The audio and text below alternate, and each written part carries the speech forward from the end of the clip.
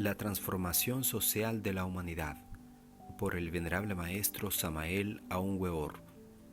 Prefacio.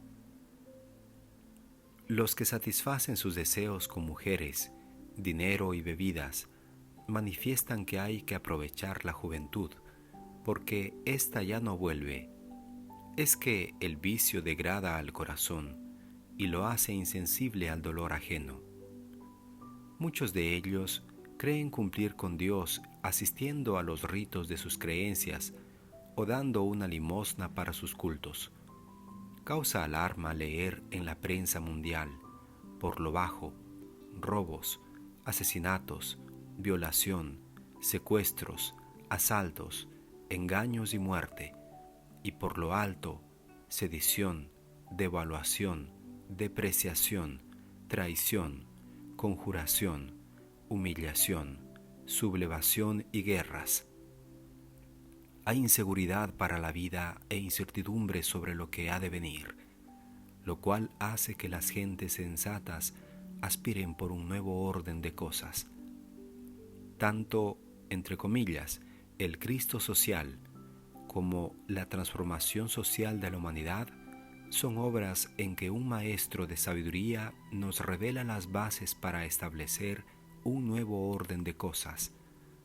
Estas obras abrirán nuevos horizontes para la entera humanidad y deben leerse y estudiarse detenidamente.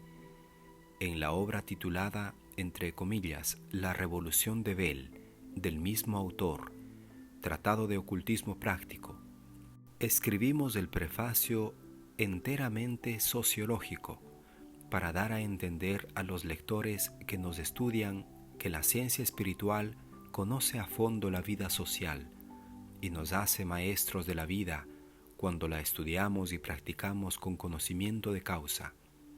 Allí se esbozan a grandes rasgos las bases para un nuevo orden.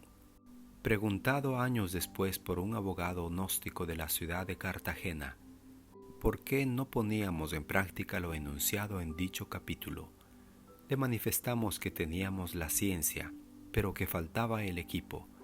Ese equipo de hombres se está macerando dentro del conocimiento de la sabiduría esotérico-cristiana. Hasta ahora la humanidad conoció el Cristo histórico y lo que el Divino Maestro pudo decir públicamente en su época y más tarde por medio de sus discípulos. Estas enseñanzas fueron prohibidas y combatidas en aquel entonces, porque atentaban contra los intereses de todas las creencias y de todas las castas operantes. Ahora nos toca divulgar la sabiduría esotérico-cristiana o sustancia cristónica que vive y palpita en el fondo mismo de nuestra propia simiente. Pero hoy como ayer, están prestos para oponerse a su divulgación los grandes intereses creados. En el campo intelectual, los hombres de letras están dando al conocimiento público una campaña sobre el rearme moral. Jóvenes estudiantes de Derecho hablaron públicamente desde la capital de la República y muchos artículos han salido en la prensa colombiana relacionadas con la idea del rearme moral.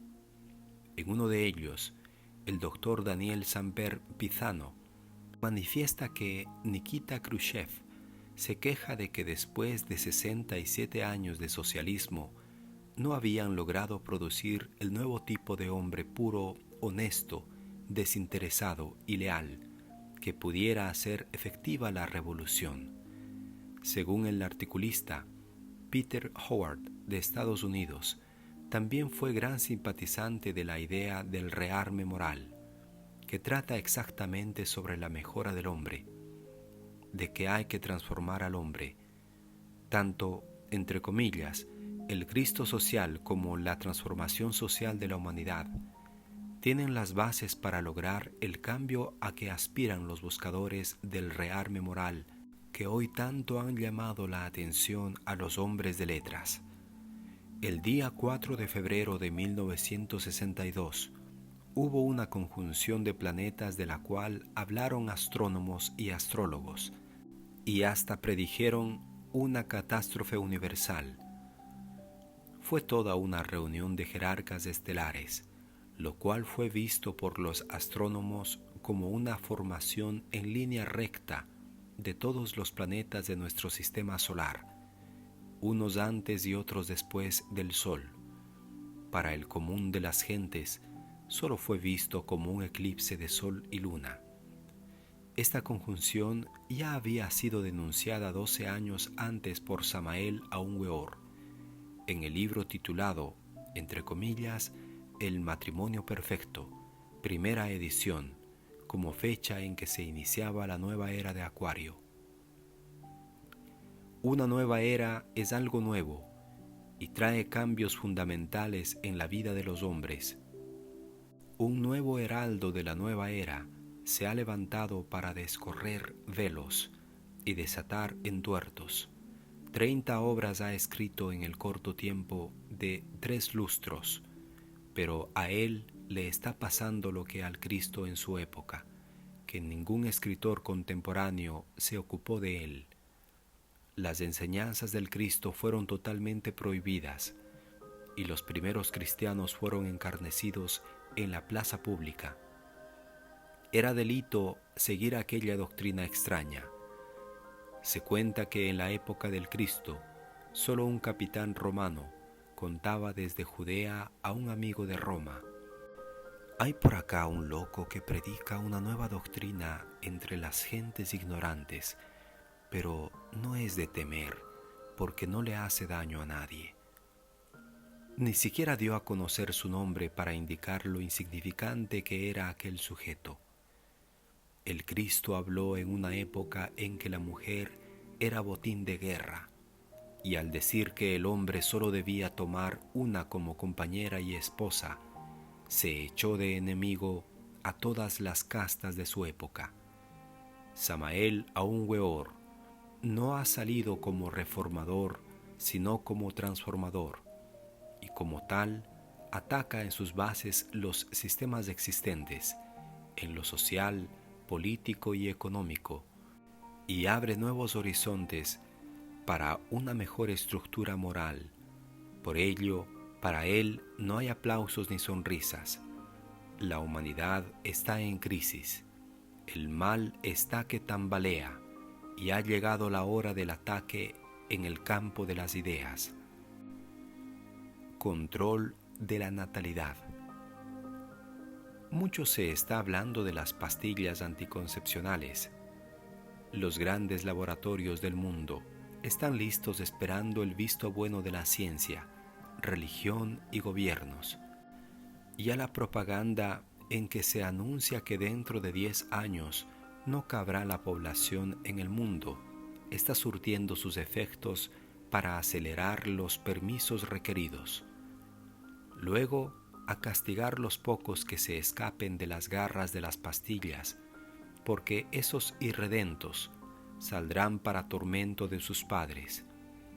Todo sistema que evite la natalidad, valiéndose de drogas, mutilaciones o desconexión en la mujer, es antinatural. Todo es dual en la vida. Y así como existe un canal para la salida de los espermatozoos, existe también otro de increción interna que da vida y fortifica al hombre. Esta sabiduría se conoce con el nombre de castidad científica y regula la natalidad en forma científica y natural, pero de ella no se puede hablar públicamente porque hace del hombre un ser superior, fuerte y sin vicios, lo cual viene a estropear el presente andamiaje social que se sostiene de toda clase de esclavos. La pena de muerte. Mucho se ha discutido en Colombia sobre la pena de muerte. Muchos la rechazan con argumentos razonables y otros la claman con angustia como método para corregir el mal preponderante.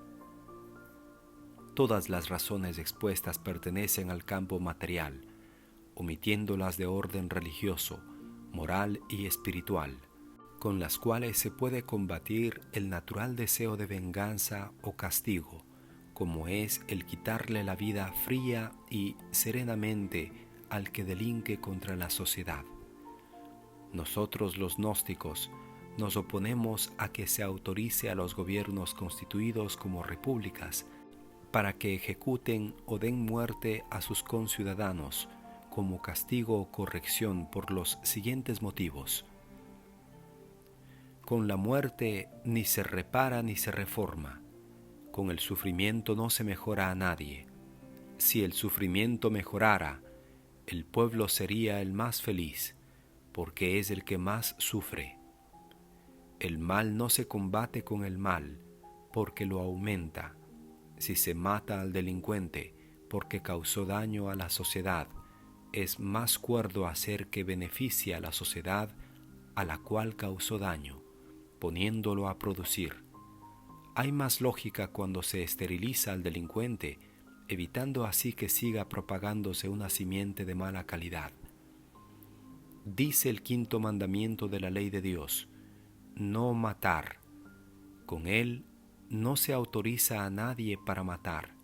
Si nuestra estructura moral y religiosa está regida por los mandamientos de esta ley, no debemos irnos contra ellos.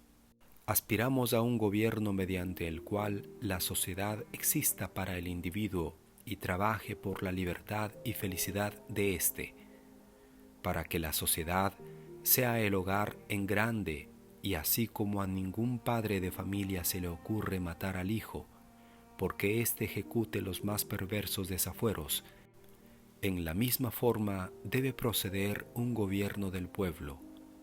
Solo en los sistemas de gobierno donde el individuo existe para la sociedad, ésta se convierte en su verdugo y el otro en esclavo. La sociedad cristiana desde hace casi 2000 años viene repitiendo el drama del Calvario y todavía se horroriza de los gobiernos que autorizaron la ejecución del Cristo, el cual fue juzgado, oído y sentenciado con todas las de la ley. ¿Y cómo es posible que haya cristianos que deseen perpetuar el abominable sistema? Si el individuo que delinque está borracho, tanto el gobierno como la sociedad lo defienden por estar bajo la acción de una droga embriagante. Pero esta sociedad desconoce la acción de elementos suprahumanos y de muchas clases de fuerzas que hacen del individuo un autómata. Hay miles de delincuentes que no podrían explicar por qué razón cometieron el delito. Hay cientos de presos en las cárceles que no cometieron delito y solo están pagando por otros que ven por sus familias y los sostienen en la cárcel. A la cárcel van muchos tontos que no tienen dolientes ni quien se ocupe de ellos. En los países donde existe la pena de muerte, no se ha terminado con el delito. Los sistemas republicanos se idearon para darle libertad al ciudadano, sin monarcas amos y señores de vida y hacienda de los asociados. Y si en nuestra república se implanta la pena de muerte, hay que borrar de nuestro himno nacional donde dice, entre comillas, el pueblo soberano, porque se ataca la libertad que le dio vida. Recuérdese que todos los revolucionarios que fracasan son llamados delincuentes, y los que logran triunfar son pagados como héroes nacionales, y luego ocupan los puestos de mando. Es doloroso decirlo, pero así es la verdad dura y amarga. Consideramos que hay menos delito en el hombre que mata para defender su vida o la honra de su esposa e hijas que en el gobierno que mata después de innumerables considerandos y por mandato de estatutos. Abogamos porque la ciencia esterilice al delincuente empedernido, que así como se inventaron vacunas para prevenir las epidemias, que se inventen otras para que esa simiente no se reproduzca. Sabemos que hay hambre, enfermedad e ignorancia por todas partes. También conocemos los métodos para contrarrestar ese estado de cosas, pero sintetizamos. El día que tanto los gobiernos como los sacerdotes de todas las religiones y la medicina oficial permitan la libre enseñanza de la castidad científica, ese día se habrá hecho más por la humanidad que en los 10.000 años de la presente civilización. Y así se combatirán eficazmente estos tres flagelos que tanto producen a las ciencias humanas y a la conformación política y social de este siglo en bancarrota. Fue abolida la esclavitud del trabajo y la libre venta del ser humano. Ahora nosotros vamos a trabajar por abolir una esclavitud peor que las anteriores y más difícil de extirpar por cuanto que el civilizado ni siquiera sabe que es esclavo. Increíble, pero es una tremenda verdad, que el hombre se opone a la mejora del hombre, sobre todo cuando esa transformación se opera sin dividendos para nadie. Con la divulgación de esta obra, Samael Aun Weor va a provocar una verdadera transformación social. Ha nacido una nueva era y con ella los paladines están dispuestos a sacrificarse totalmente por la pobre humanidad doliente. Transformación es revolución. Es lo nuevo que nace en forma arrolladora.